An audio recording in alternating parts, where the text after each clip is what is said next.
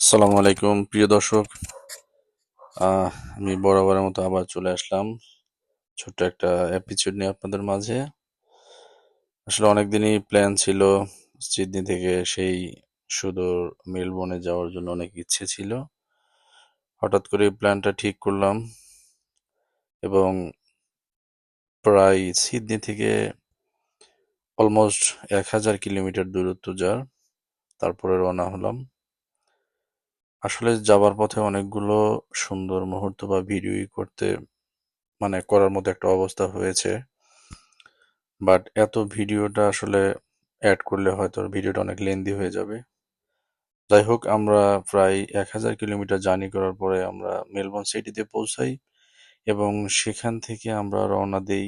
Great ওয়াল একটা road আছে, যে রোডটা পুরোটা রোড জুড়েই যার বাম পাশ দিয়ে বয়ে গেছে সেই সমুদ্র বিচ এবং ডান পাশে পাহাড় পর্বত।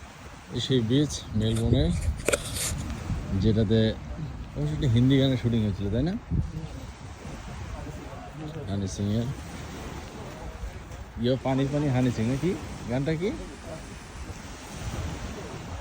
আচ্ছা, আমরা এখন মেলবোর্নে চলে এসেছি। খুবই সুন্দর একটা বিচ।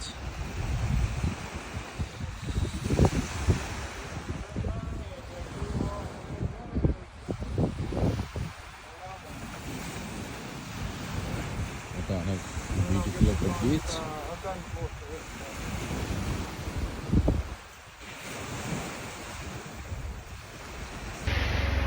সো আমরা সবাই আসছিলাম স্কোয়ার বাইক না, এটা আর একটা এই সুপারস্টার তাসলিম ফেরদৌস, এরা আমাদের এখানে মেইন বাইক না, যার উদ্দেশ্যে আসছি। খুবই সুন্দর প্লেস। যাই হোক, আমরা আবারও সিটিতে চলে আসি। আসলে মেলবোর্ন সিটির একটা বিশেষ বৈশিষ্ট্য যেটা বলা চলে, যে এখানে প্রত্যেকটা রোডগুলোতে আপনি ট্রাম ইউজ করতে পারবেন। অর্থাৎ যে ট্রেনের মতো দেখতে পাচ্ছেন আপনারা, এগুলো অতি সহজেই এক জায়গা থেকে আরেক জায়গায় ভ্রমণ করতে পারবেন, যার ভাড়াও খুবই কম। এবং এবং মেলবোর্নের আরেকটা বিশেষত্ব হচ্ছে যে এর উঁচু উঁচু বিল্ডিং এবং যার সৌন্দর্য মানুষকে আকৃষ্ট করে থাকে। মেলবোর্ন সিটির একটা প্রধান বৈশিষ্ট্য। আসলে উদ্দেশ্য ছিল যে মেলবোর্ন সিটিটা যে আসলে কতটা ব্যস্ততম জায়গা এবং কতটা সুন্দর গোছালো, এবং যে উঁচু উঁচু বিল্ডিংগুলো সেটা কতটা সুন্দর করে করে দেওয়া। এবং এর আরেকটা বিশেষত্ব হলো যে রাস্তার দুই পাশ দিয়ে গাড়ি চলবে, মাঝখান দিয়ে ট্রাম যাবে। আহ, সে এটা অনেকটাই সুন্দর একটা সৌন্দর্য আর কি। এবং সেখান থেকে আমরা আর একটা জায়গায় চলে আসি। এখানে অনেকগুলো টারবাইন আছে, খোলামেলা অনেক জায়গা, খুবই সবুজ শ্যামল পরিবেশ, যেটা অনেক চমৎকার ছিল আর কি। এটা একটা উল্লেখযোগ্য ছিল।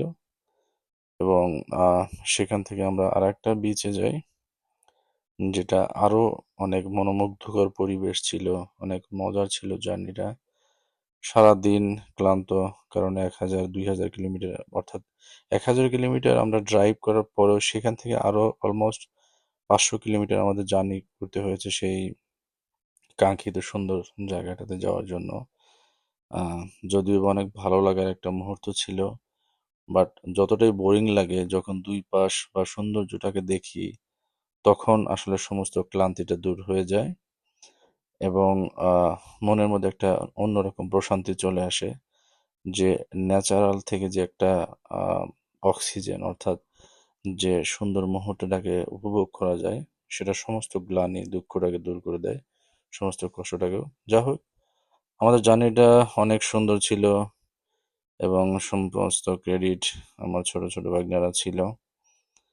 সবাই হঠাৎ করে প্ল্যান করা এবং সেখান থেকে আমরা এত দূরে জার্নি। এবং আরেকটা মজার বিষয় যে এখানে প্রত্যেকটা রাস্তার দুই পাশে, অর্থাৎ বাম পাশ থেকে গেলে আপনারা সমুদ্র বিচ দেখতে পাবেন এবং ডান পাশে যদি আপনি তাকান সেক্ষেত্রে প্রত্যেকটা উঁচু উঁচু পাহাড়ের উপরে কোটেজ বা বাড়ি, সবাই এখানে লাইফ লিভ করে থাকে। এবং এখান থেকে তারা সমুদ্রের যে গর্জন সেটাও শুনতে পারে এবং সাথে দেখতে পারে। এবং যেটা আসলে অসম্ভব সুন্দর, যেটা না দেখলে নিজেকে বিশ্বাস করা যাবে না। তো আমার বাংলাদেশি যে ভাই বোনেরা যারা অস্ট্রেলিয়া আসতে চান সবাইকে স্বাগত জানাই। সবার সম্ভব হলে চলে আসেন। আমরা যারা আছি আমাদের জন্য দোয়া করবেন। আর সৌন্দর্যটা কেমন, হয়তো আমার ভিডিওটা কেমন লাগলো যদি সম্ভব হয় একটু জানাবেন। ভালো থাকবেন, সুস্থ থাকবেন। দেখা হবে অন্য আরেকটি ভিডিওতে। খোদা হাফেজ।